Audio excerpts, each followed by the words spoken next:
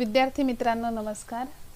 आपल्याला BA भाग 2 च्या मराठी साहित्य यातील चौथ्या सत्रासाठी आधुनिक मराठी कविता हे पुस्तक अभ्यासाला आहे. यात आपल्याला 8 कवींचा अभ्यास करायचा आहे, ज्यांच्या नमुन्या दाखल 5-5 कविता अभ्यासाला दिलेल्या आहेत. केशवसूत यांच्या 5 कविता जसे आम्ही कोण, तुतारी, विद्यार्थ्याप्रत, मजुरावर उपासमारीची पाळी, त्यानंतर नवा शिपाई अशा 5 कविता आपल्याला त्यांच्या अभ्यासाला आहेत. त्यानंतर बाळ सीताराम मर्ढेकर ज्यांना नवकवितेचे जनक म्हटले गेले त्यांच्या 5 कविता अभ्यासाला आहेत. शिशिरागम, त्यानंतर प्रेमाचे लव्हाळे, नाही कोणी का कुणाचा, दणकट दंड स्नायू जैसे, फुटेल होती वेडी आशा अशा 5 कविता मर्ढेकरांच्या अभ्यासाला आहेत. पुढे नारायण सुर्वे यांच्या आपल्याला 5 कविता अभ्यासाला आहेत. त्यापैकी जाहीरनामा, शिगवाला, कार्ल मार्क्स, एका नव्या संघर्षात, दुःख अशा आपल्याला 5 कविता त्यांच्या अभ्यासाला आहेत. त्यानंतर विठ्ठल वाघ यांच्या आपल्याला 5 कविता आहेत. टिफन, पोरी, वावर, माणूस आणि खापराचे दिवे अशा त्यांच्या कविता अभ्यासाला आहेत. त्यानंतर भुजंग मेश्राम या कवीच्या आपल्याला गोंधळ, सूर्य शिकार, कोडी, आदी माया आणि चैतन्याची सळसळ अशा आपल्याला 5 कविता भुजंग मेश्राम यांच्या अभ्यासाला आहेत. त्यानंतर दया पवार यांच्या कोंडवाडा, तुम्ही प्रकाशाचे पुंजके व्हा, त्यानंतर रक्तलाट, मरण आणि सुरुंग अशा त्यांच्या 5 कविता आपल्याला अभ्यासाला आहेत. पुढे नीरजा आणि यांच्या नीरजा ह्या कवयित्रीच्या थांग, बाई, गावाकडल्या बाया बापड्या, खरं तर काय लागतं, रेणुके अशा कविता अभ्यासाला आहेत. तर हेमंत दिवटे यांच्या मी, चित्र, संवाद, प्रार्थना, भाषेचं काय झालं अशा कविता आपल्याला अभ्यासाला आहेत. या सर्व कवींचा आपल्याला थोडक्यात परिचय असणं आवश्यक आहे. जेव्हा तुम्हाला बहुपर्यायी प्रश्न विचारले जातील तेव्हाही आपल्याला ही माहिती उपयोगी पडेल. आणि आपण साहित्याचे अभ्यासक आहोत तेव्हा आपल्याला आपण ज्या कवींचा अभ्यास करतो आहे त्यांची सामान्य माहिती असायला हवी. त्यापैकी सर्वात पहिले आपण जाणून घेऊया केशवसूत उर्फ कृष्णाजी केशव दामले यांच्याविषयीची माहिती. कृष्णाजी केशव दामले यांचा जन्म 1866 रोजी झाला, तर 1905 मध्ये त्यांचा मृत्यू झाला. केशवसूत उर्फ कृष्णाजी केशव दामले यांना आधुनिक मराठी कवितेचे जनक म्हणून मान देण्यात येतो. इंग्रजी स्फुट कविता वाचूनच त्यांना काव्यस्फूर्ती झाली, तरी स्वतःच्या व्यक्तिमत्वाचा व भावविचारांचा आविष्कार त्यांनी स्वतंत्रपणे केला. मराठी कवितेत पुढे विकसित झालेल्या बहुतांश काव्यप्रवृत्तीचा जो उगम आहे तो केशवसूतांच्याच काव्यात आढळून येतो असे अभ्यासकांचे मत आहे. प्रेमभावना, निसर्ग प्रेम, गूढ गुंजन, सामान्य गोष्टीतही सौंदर्य शोधण्याची प्रवृत्ती, सामाजिक क्रांतीचे आवाहन त्यांच्या काव्यातून आढळते. आशय आणि अभिव्यक्ती या दोन्ही दृष्टींनी केशवसूतांची कविता ही मराठी कवितेत आमूलाग्र परिवर्तन घडवून आणणारी ठरली. नवी वृत्ते किंवा सुनीता सारखा नवा काव्यप्रकार आणि नव्या आशयाला अनुकूल अशी काव्याची वेगळी भाषा रूढ केल्याचे श्रेयही केशवसूतांना देण्यात येते. काव्यरचनेच्या माध्यमातून निसर्गाविषयीचा नाविन्यपूर्ण दृष्टिकोन, सामाजिक रूढींविरुद्ध बंडखोरी व स्वातंत्र्य, न्याय, समता, बंधुता इत्यादी मूल्यांचा पुरस्कार केशवसूतांनी केलेला आहे. काव्ये नवी आणि बा काहीतरी गा नवीन असे उल्लेख त्यांनी स्वतः करून ठेवले आहेत. आत्मनिष्ठा, संवेदनशीलता आणि समाजाभिमुखता ही केशवसूतांच्या लेखनाची ठळक वैशिष्ट्ये असून त्यांच्या बहुतांश कविता, विशेषतः स्फूर्ती झालं, तुतारी, नवा शिपाई इत्यादी आवेशपूर्ण आणि बंडखोर वृत्तीच्या निदर्शक आहेत. पुन्हा आपण कविता स्फूर्ती, तुतारी आणि नवा शिपाई या आवेशपूर्ण आणि बंडखोर वृत्तीच्या निदर्शक कविता मानल्या जातात. मराठी कवितेत विकसित झालेल्या बहुतांश काव्यप्रवृत्तीचा उगम केशवसूतांच्या कवितेत आढळून येतो असं अभ्यासक, समीक्षक मानतात.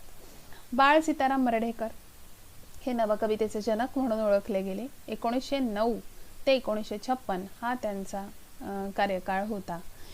बाळ सीताराम मर्ढेकरांचा जन्म खानदेशातील फैजपूर येथे 1909 मध्ये झाला. कवी, कादंबरीकार आणि साहित्य सौंदर्याचे अभ्यासक म्हणून सुप्रसिद्ध ते झालेत. कवी मर्ढेकरांचा नवकाव्याचे प्रणेते किंवा दुसरे केशवसूत, युगप्रवर्तक कवी इत्यादी शब्दांनी गौरव केला गेला. त्या काळात मर्ढेकर म्हणजे नवकाव्य असे समीकरण ठरून गेले होते.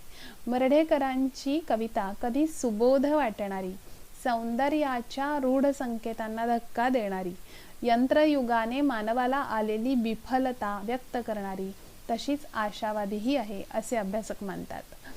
रात्रीचा दिवस, तांबडी माती, पाणी या त्यांच्या कादंबऱ्या आहेत.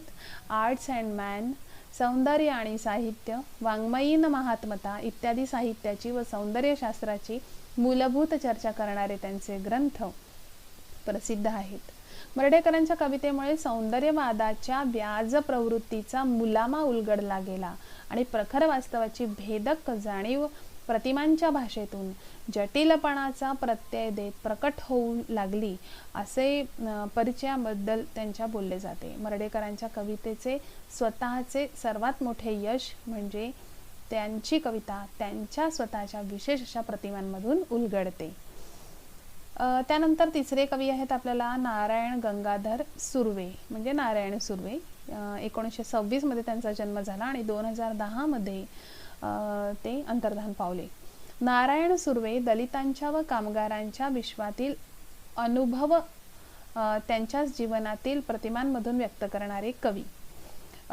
विविध नियतकालिके व वृत्तपत्रातील सातत्याने त्यांचं जे लेखन आहे ते कामगारांच्या विश्वातील अनुभव आणि त्यांचे स्वतःचे जीवनाचे उत्कट अनुभव त्या आधारावर व्यक्त झालेत. अनेक संमेलनांचे अध्यक्षपद त्यांनी भूषविले. साहित्य संस्कृती मंडळांकडून गौरववृत्ती त्यांना मिळाली. अनेक पुरस्कारांचे ते मानकरी आहेत. आकाशवाणी आणि दूरदर्शनवर काव्य वाचन करणारे, सोव्हिएत लँडचे नेहरू पारितोषिक प्राप्त झालेले नारायण सुर्वे अतिशय लोकप्रिय असे कवी आहेत. आकाशवाणी, ऐसा गामी ब्रह्म, माझे विद्यापीठ, जाहीरनामा इत्यादी काव्यसंग्रह त्यांचे प्रसिद्ध आहेत. परभणी येथील 1995 या वर्षी आयोजिलेल्या अखिल भारतीय मराठी साहित्य संमेलनाचे ते अध्यक्ष होते. 1998 मध्ये त्यांना पद्मश्री या पुरस्काराने गौरविण्यात आले. समाजातील वास्तव दर्शनातून संघर्षाची ठिणगी जेव्हा मनात प्रज्वलित होते तेव्हा तो संघर्ष केवळ आर्थिक पातळीवरचा न राहता सामाजिक सांस्कृतिक होतो. हा सर्वंकष संघर्ष नारायण सुर्वे यांच्या बहुतांश कवितांमधून जाणवतो. यानंतर आपल्याला नारायण सुर्वेंनंतर एक महत्त्वाचे ग्रामीण कवी ज्यांनी वऱ्हाडी भाषेमध्ये काव्यलेखन केलं, अतिशय लोकप्रिय असे विठ्ठल भिकाजी वाघ हे कवी आपल्याला अभ्यासाला आहेत. तर त्यांची आपल्याला परिचय आपण त्यांचा जाणून घेऊ. त्यांचा जन्म 1945 मध्ये झाला. विठ्ठल भिकाजी वाघ. विठ्ठल वाघ हे वऱ्हाडी कवी म्हणून प्रसिद्ध आहेत. त्यांचे कपाशीची चंद्रफुले, काया मातीत मातीत, गाव शिव, पंढरीच्या वाटेवर, पाऊस पाणी, साय, वृषभ सूक्त इत्यादी कविता संग्रह व डेबू ही गाडगे बाबांच्या जीवनावर आधारित कादंबरी प्रकाशित आहे. त्यांच्या काया मातीत मातीत या संग्रहाला प्रियदर्शनी पारितोषिक तसेच पाऊस पाणी या संग्रहाला केशवसूत पुरस्कार मिळाला आहे. त्यांनी अनेक चित्रपटांसाठी पटकथा व गीतलेखन केले आहे. या कार्यासाठीही त्यांना अनेक पुरस्कार मिळाले आहेत.